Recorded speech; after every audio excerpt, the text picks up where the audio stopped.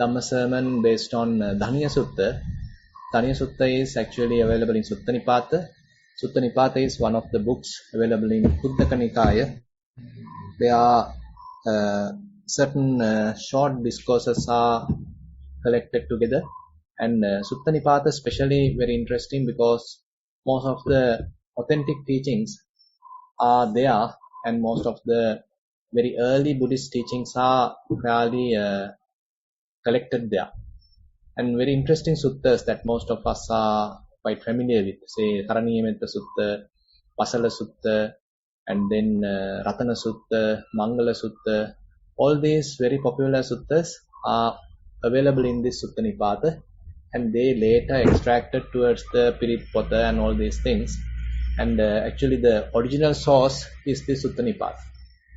And Dhaniya Sutta is very interesting situation where one of the what you call herdsman called Dhaniya, who is now staying river bank called Mahi, and there he is actually mentioning about his success, in a way his financial economical success, because in the good old India, even today there are a large majority of people who are maintaining a large crowd of herd of animals, cows, and here Dhaniya actually had around 30,000 ox and 30,000 cows.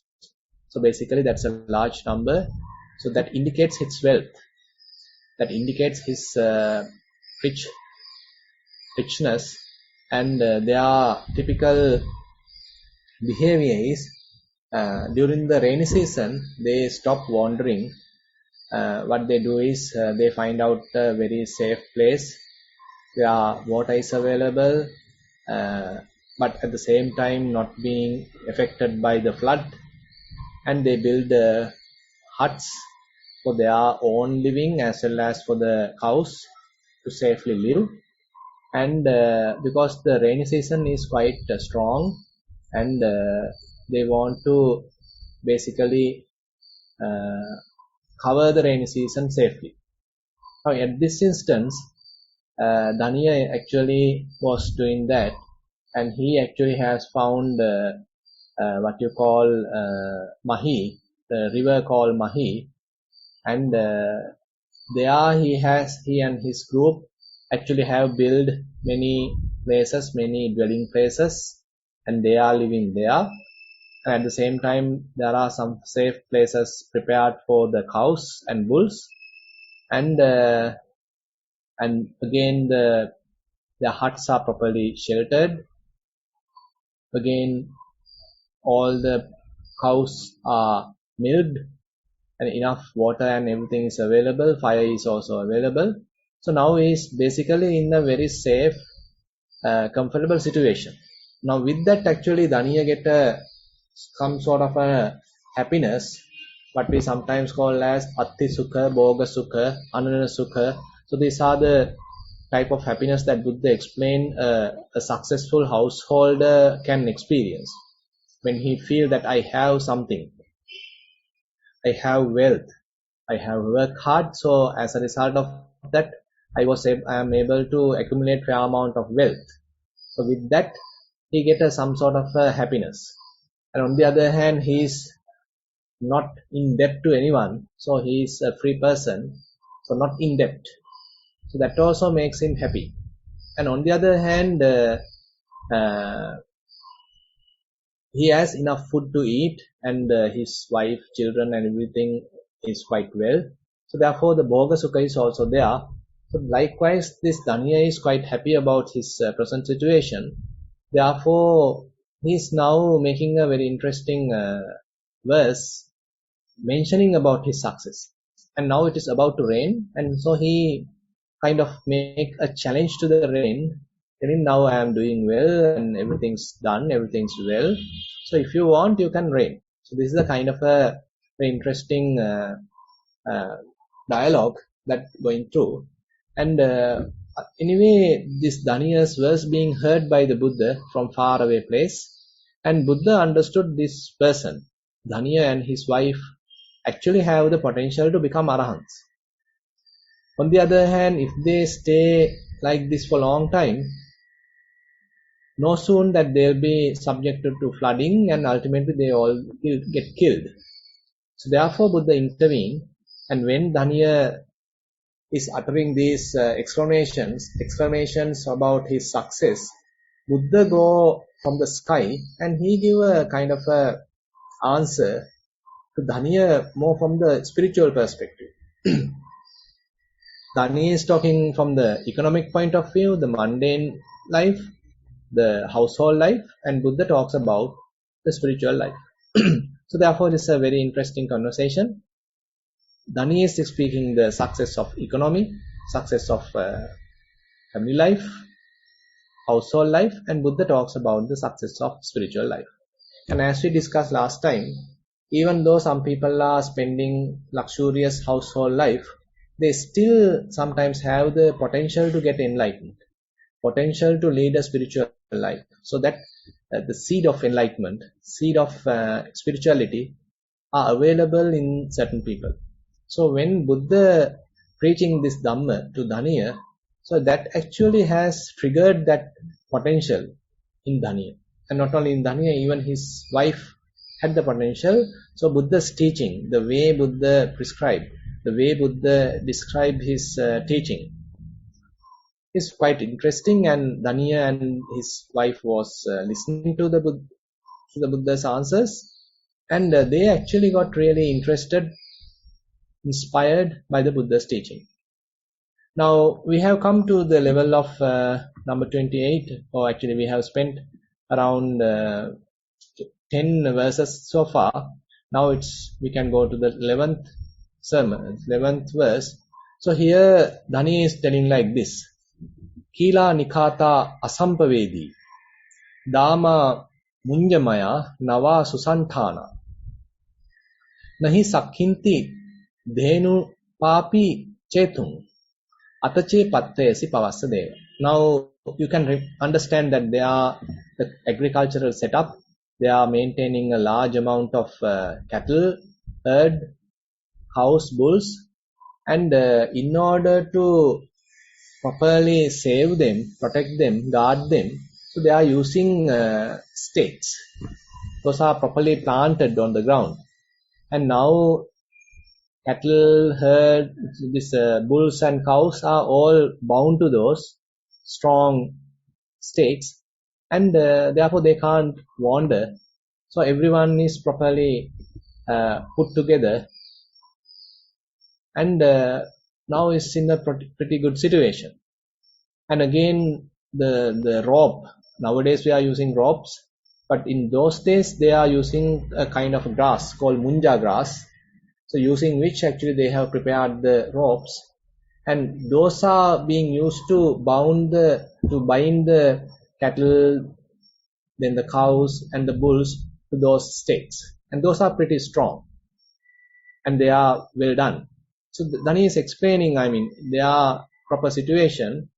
The stakes are planted and they are unshakable, and again the ropes are quite strong and they are well shaped, they are new, and not even the sucklings can break them, because sometimes when the calves are quite hungry, they may even break and go towards the cows, but they even can't break them because that is so strong.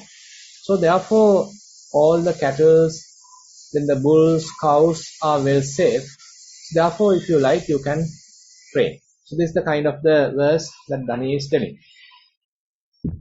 Now Buddha give an answer: Usabhoriva chetva bandhanani nago puti latangva dalayitva nahang puna uppessang gabbaseyang atache pattesi pavassadeva. Now interesting points are highlighted here.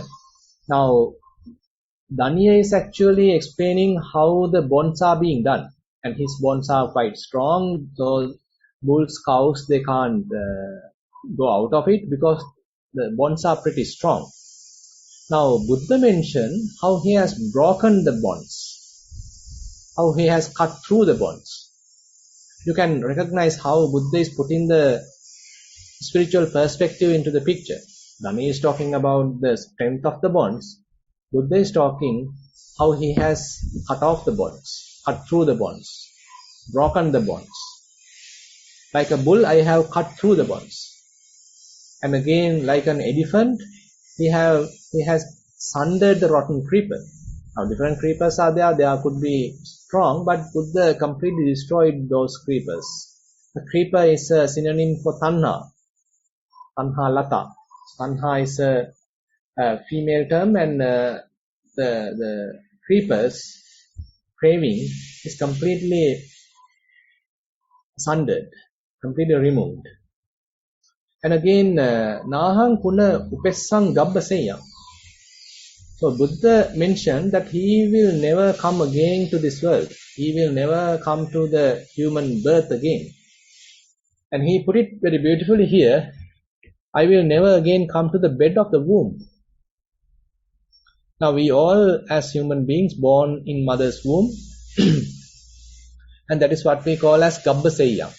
And probably when I am telling this word, gabbaseyam, probably you can remember in Karaniya Metta Sutta, there's a beautiful verse coming in Karaniya Metta Sutta, Dittincha Anupagamma Silava Dassanena Sampanna Kamesu Vinaya Gedham Nahi Jatu Gabbaseyam Punareti. So this is a very familiar verse coming at the end of the Metta Sutta, Karaniya Metta Sutta, where Buddha mentioned this particular practitioner who is practicing metta, practicing vipassana. So he is now with proper understanding, and as a result of that, and he has the proper wisdom, and he completely abandoned the craving for the sense pleasures. As a result of that, nahi jatu gabbaseyam punareti. So he may not get the bed of the womb again. The same word is here also in this Dhaniya Sutta. So Buddha mentioned here, I will never come again to the bed of the womb. Nahang puna upessang gabbaseyam. So when Dhani is mentioning about the sucklings that they are even not capable of breaking the bonds, Buddha mentioned, I will never come to the bed of the womb again. So this is my last birth. So therefore Buddha is giving some deeper meaning to the answer by telling these strong words. So actually this now causing Dhaniya to think, causing Dhaniya's wife to think. When they are satisfied with their economic success, financial situation, or their wealth, social status, when Buddha is talking kind of spiritual, so these two people having a lot of potential start to think in that angle, think aligned with the Buddha's teaching. This is a very interesting phenomena, as even last time we discussed. So there are many people, even though they are living luxurious household life sometimes, so when they hear Buddha's teaching, so their way of thinking, their attitudes get aligned with the Buddha's teaching. There are seeds of enlightenment, seeds of spirituality getting triggered. And the same thing has happened here to Dhaniya and his wife. And now, when Dhaniya and his wife is likewise have developed faith with the Buddha, now all of a sudden the rain starts to pour. Ninnancha thalancha purayanto maha mego pavassi tavadeva sutva devassa vassato imamattang dhaniyo abasata. Filling the lowland and the highland, at once a great cloud poured down rain. Having heard the rain falling, Dhaniya spoke about this matter. Now Dhaniya is challenging that I am fine, you can rain. Now the rain happens. It's a heavy rain, and at this moment, now Dhaniya start to speak. So far actually kind of a dialogue going on. Dhaniya speaks, or Dhaniya make a verse, and Buddha giving a kind of an answer. Again Dhaniya makes a verse, And Buddha give a different answer. So likewise, kind of a dialogue going on. And at the end of the situation, actually Dhaniya and his wife are quite faithful on Buddha, and they want to see who this is, because so far they haven't seen the Buddha. And Dhaniya and wife, everybody is in their hut, in their dwelling place, but Buddha is in the sky answering the Dhaniya's verses. Now they want to come and see who is this person, who is the master, who is telling this kind of spiritual achievement, who is explaining this. Now they have kind of a faith, they want to look at, and now they start to talk. And they are actually talking in praise of the Buddha, in praise of the teaching. Labha vatano anappaka ye mayang bhagavantang addasama saranang tang upema chakkuma sattano hohi tuang mahamuni. Now Dhaniya and his wife understood now it is a great gain that we had because of the arrival of the Buddha. Buddha has come to instruct us, Buddha has come to teach us, and he is teaching kind of a deep reality, and it is not a small gain for us. And now we have seen the Blessed One, and now we are going for refuge under the Buddha, and you are the one with the vision, and please be our teacher. Satta no hohi, please be our teacher. Tuang Mahamuni, to us, the great teacher. Now you can imagine what a kind of a, humble attitude they both had. And on the other hand, they are able to invite the Buddha to become their teacher. So this is a kind of a very interesting human qualities that we can understand here. Even though they are rich people, they are inherited with some very interesting spiritual qualities. And when Buddha teaches, they could recognize their value, they could understand their depth, and they wholeheartedly going refuge under the Buddha. And now they are inviting themselves, please be our teacher. It's very interesting. Sometimes people, when they are rich, actually they become quite conceited. Nobody can approach them. Nobody can teach them. And even when someone wants to advise, they don't even accept those because they are in a better position. They may be quite rich, having so many luxurious things. So they don't want to listen to anybody. They become quite stubborn, adamant. But here, Dhaniya and the wife is quite obedient. And they could understand Buddha's teaching, appreciate it. And they want to consider Buddha as their refuge, as their teacher. And though now they are inviting to Buddha to become their teacher. And further, they are mentioning, Gopicha ahancha assava brahmacharyang sugate charamase jati maranassa paragu dukkassanta kara bhavamase. Gopicha ahancha assava. Now Dhaniya is mentioning not only himself, even his wife. So my wife and I both are obediently would like to lead a spiritual life under you. And by doing so, we want to go beyond the birth and death. So we would like to make an end of suffering. Dukkhassanta kara bhavamase. So now the spirituality in both of them have arisen. So they want to lead a spiritual life, they want to practice. Not only that, they both want to become monks. They want to practice under the Buddha.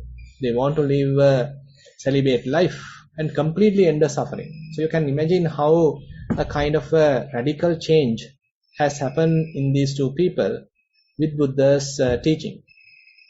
So this potential was there and Buddha understood it. So that is why from very far Buddha approached them and had a kind of a nice involvement to their conversation. And with this actually they are quite convinced. This is the teacher. This is the good teaching. We better go under the refuge of the Buddha, and we better become monks under him, and we better consider him as our teacher to end the suffering.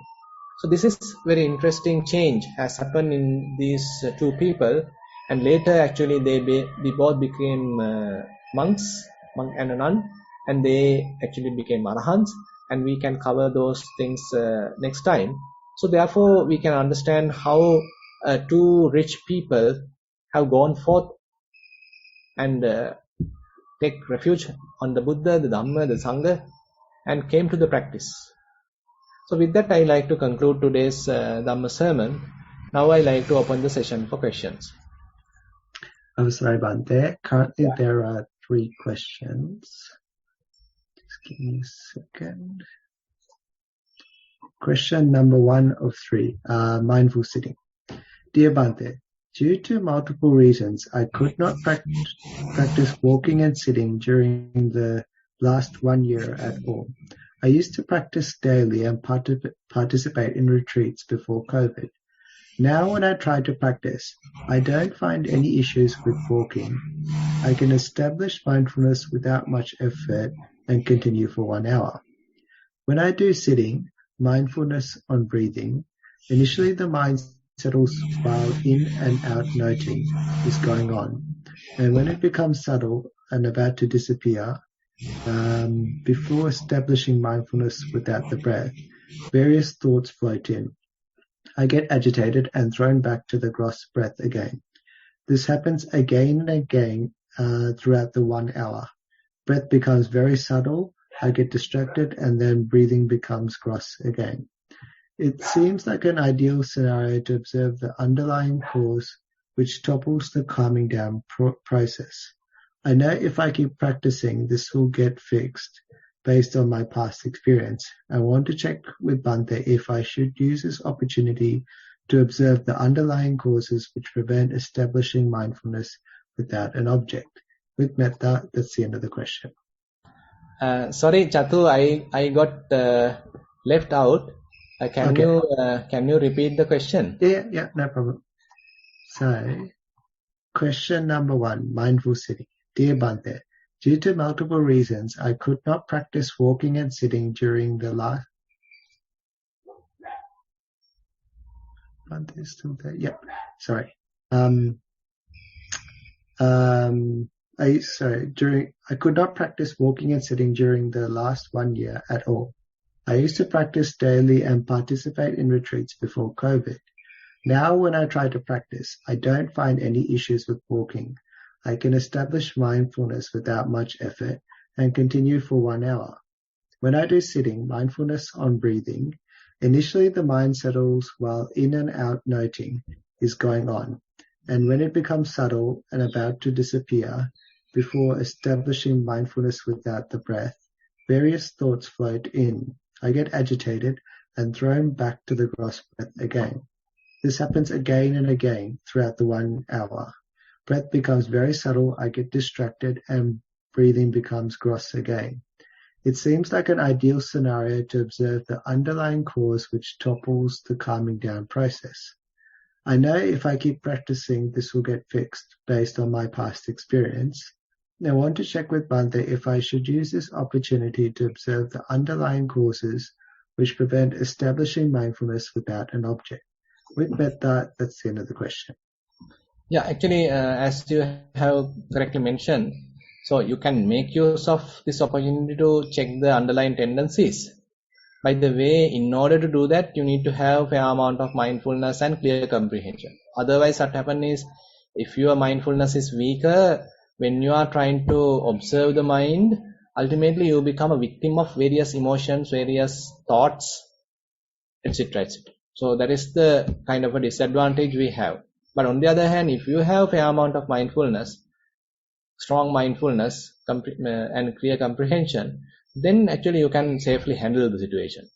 And when you are observing the thought, any emotion, you are in a better position, and your mindfulness is stronger than those defilements, and so they may not grow, and you are not participating into the picture, you are not participating into the dialogue. or you are not promoting the inner chatter. So that is the situation that we need to understand. So therefore, one thing that we need to understand on the other hand is, as the breath settles, so there is a tendency of distraction, because so far breath is gross. As a result of that, properly mind get established, the consciousness can get easily established, because the aramana, the object is quite gross. But as it evolves to become quite subtle, then the breath becomes quite subtle, and you can't well establish, you can't even notice it. Then mind starts to wander. So this is a kind of a challenge actually we are facing in the vipassana, in the meditation, and this has to happen like this. And we should not avoid it actually. Avoid in the sense, we should allow the breath to become subtler, and we should not make it gross. If you are trying to make it gross purposely, then that is completely wrong. You need to allow the breath to evolve so that it becomes subtler and subtler, but at the same time you need to improve your mindfulness, because of the weaknesses in our mindfulness, that is why mind start to waver, mind start to shift, distract, because our mindfulness is not sharp enough in order to be with the subtle breath. It can handle the gross breath, but not yet being able to handle the subtle breath. So that's a kind of a issue that we have. Therefore, you can improve your mindfulness maybe mostly from the walking, and try to develop further clear comprehension further using the walking, so that you are trying to awaken you more and more. Try to develop mindfulness, refine mindfulness more and more. And when you are reaching next time at the subtle breath, then you are in a better position to handle it.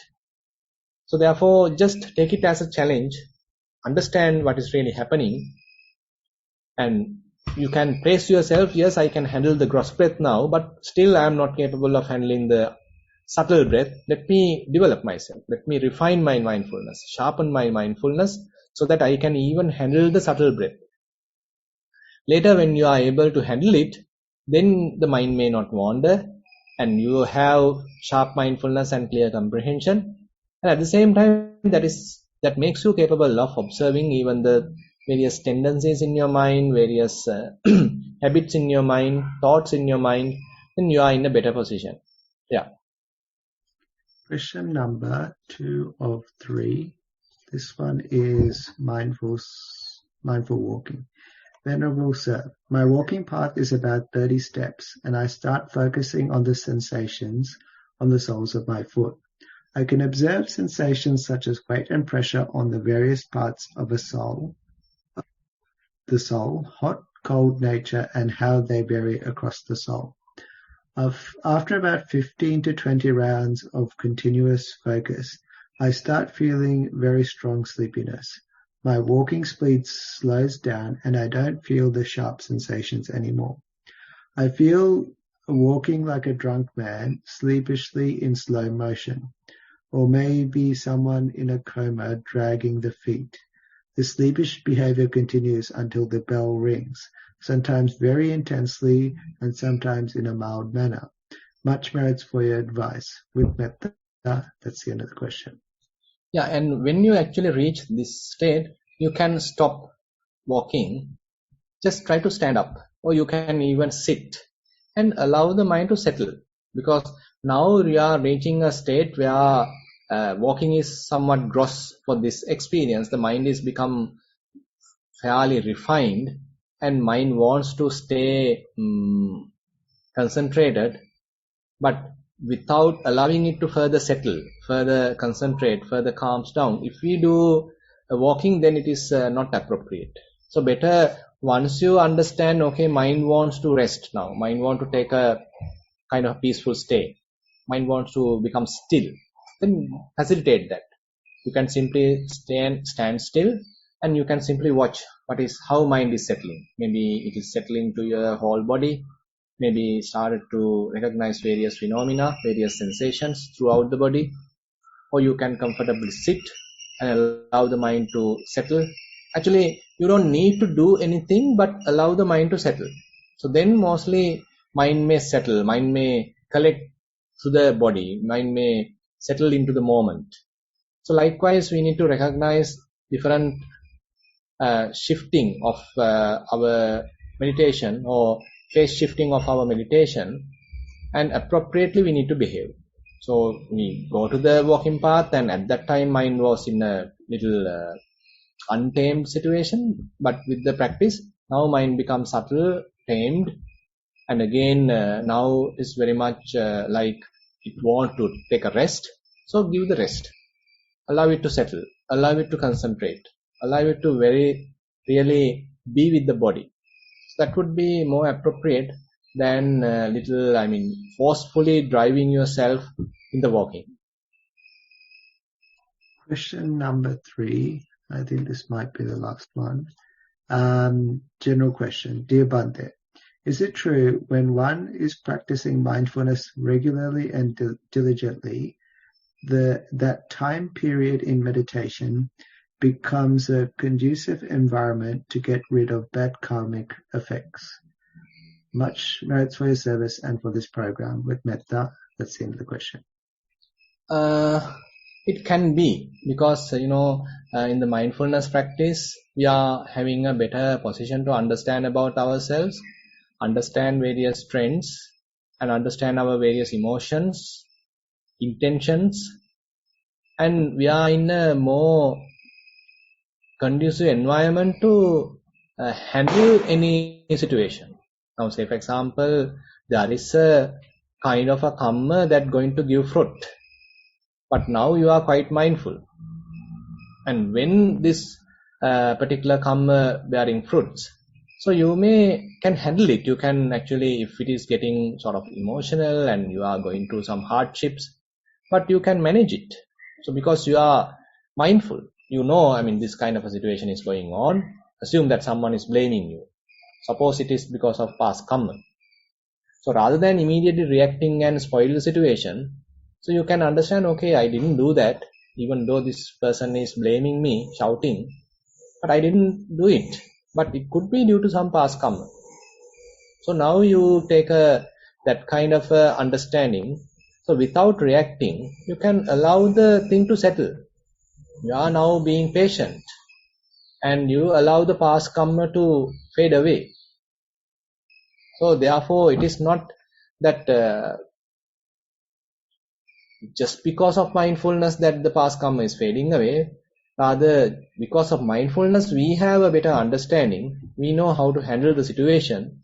We know how to go through hardships. And the hardships may be the representation of bad karma, and we are managing it. We are somehow going through it without accumulating new karma. So especially as you progress in Satipatthana, that is one of the understanding that one may go through. So you are coming through a mechanism how to avoid generating new karma.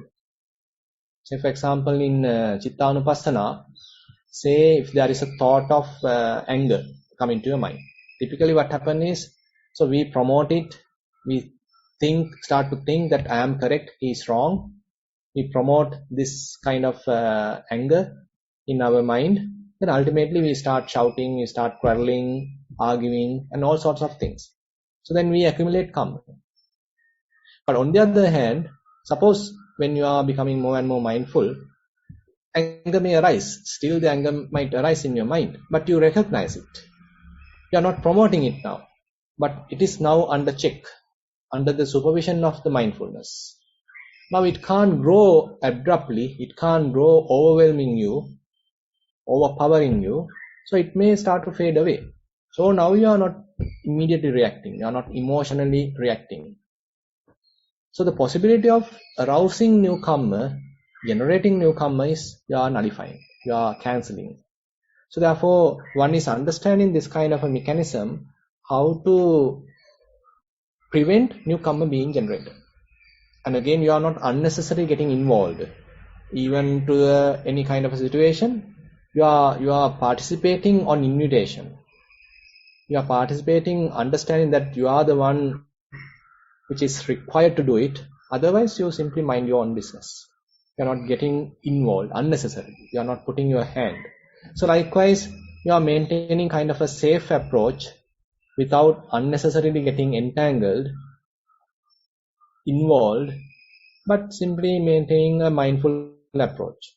So therefore, we can say, as the development of Satipatthana, that you are recognizing a new way of living, which is more comfortable and more mindful, and with some least friction.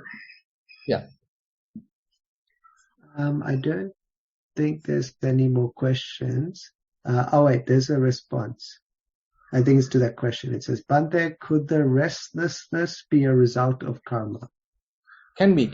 It also can be because when we had done something which is causing restlessness to another person, so probably we also might have the repercussions, consequences because of that. So most of the unwholesome thoughts, unwholesome mental states rising in our mind could be due to past karma. But the thing is, we can't properly definitely say that because it is beyond our capacity. The restlessness could be because of some climatic problems, because of some social problems, because of some this kind of this karmic issues. So it can happen due to various reasons. So we don't have the capacity to precisely recognize, okay, this is exactly because of this particular reason. You can you can try, you can give some close guess, but you can't precisely mention that. So that is the issue that we have. So anyway, restlessness also can happen due to karma. We don't have any more questions, Bhante, but what we might do is we'll just ask if anyone's got any questions. We'll give you about a minute if you want to just raise your hand and we can unmute you. This might be a really good opportunity if you want to ask some questions directly to Bhante. Yeah. Discussion. Even though Bhante is not here, we'd like to pass on our merits and thanks for giving up valuable time and helping us on with our Dhamma journey. And secondly, to the people working behind the scenes, seen and unseen, to help with this program. And lastly, to the participants, because without you, we couldn't continue. So with that, I would like to wind up the program. Thero and Saranai.